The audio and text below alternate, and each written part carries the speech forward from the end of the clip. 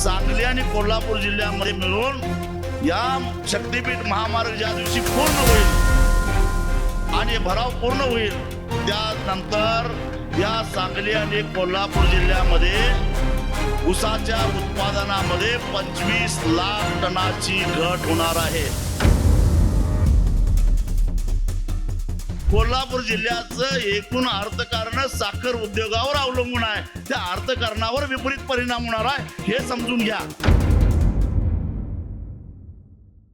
केवळ जमिनी जाणार आहेत त्यांचा प्रश्न नाही आहे, ज्यांच्या जमिनी जाणार नाही त्यांच्या घरात पूर येणार आहे। गाव सोडून जावं लागणार आहे 15-15 दिवस, शेतात महिना पाणी राहिलं तर पिकं येतील का? मी जो काही कृषी तज्ञांच्या बरोबर चर्चा करून अभ्यास केला त्याच्यावरनं निष्कर्ष निघाला, मी असा काढलाय, सांगली आणि कोल्हापूर जिल्ह्यामध्ये मिळून या शक्तीपीठ महामार्ग ज्या दिवशी पूर्ण होईल आणि भराव पूर्ण होईल त्यानंतर या सांगली आणि कोल्हापूर जिल्ह्यामध्ये ऊसाच्या उत्पादनामध्ये 25 लाख टनाची घट होणार आहे।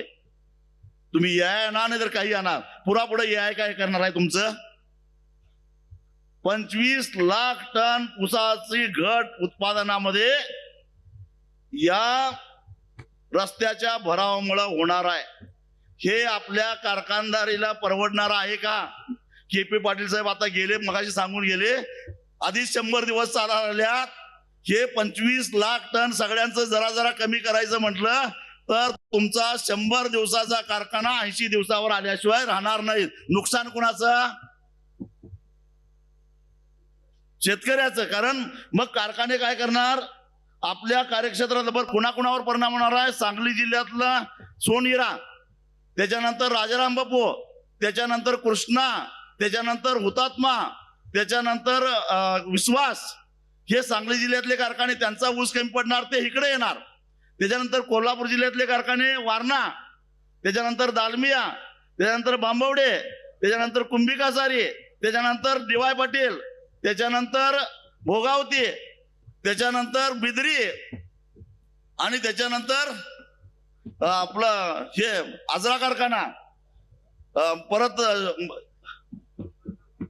तांबाळे कारखाना, हे कारखाने एकमेकाचा ऊस पळवापळवी करत बसणार आणि मग ऊस कमी पडतोय म्हणून लांबून ऊस आणणार आणि लांबून ऊस आणणार म्हणून आमची आणि तोडणी वाहतूक 50 रुपयानं वाढणार टनाला।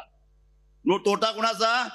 तुमची जमीन जात नाही, तुमच्या रानात पूर येत नाही, पण कारखान्याला ऊस कमी पडला म्हणून कारखान्याची तोडणी वाहतूक 50 रुपयानं वाढली। तोटा कुणाचा झाला? शेतकऱ्याचा झाला। म्हणजे सगळ्यांच्यावर त्याचा परिणाम होणार आहे हे लक्षात ठेवा। ऊस तोडणाऱ्यांना रोजगार कमी होणार। 25 लाख टन ऊस कमी तोडला म्हणजे हार्वेस्टर वाल्यांची वाट लागली, ऊस तोडणाऱ्यांची वाट लागली, ऊसाची वाहतूक करणाऱ्यांची वाट लागली, कारखान्यांची वाट लागली, कारखान्यामध्ये काम करणाऱ्या कामगारांची वाट लागली।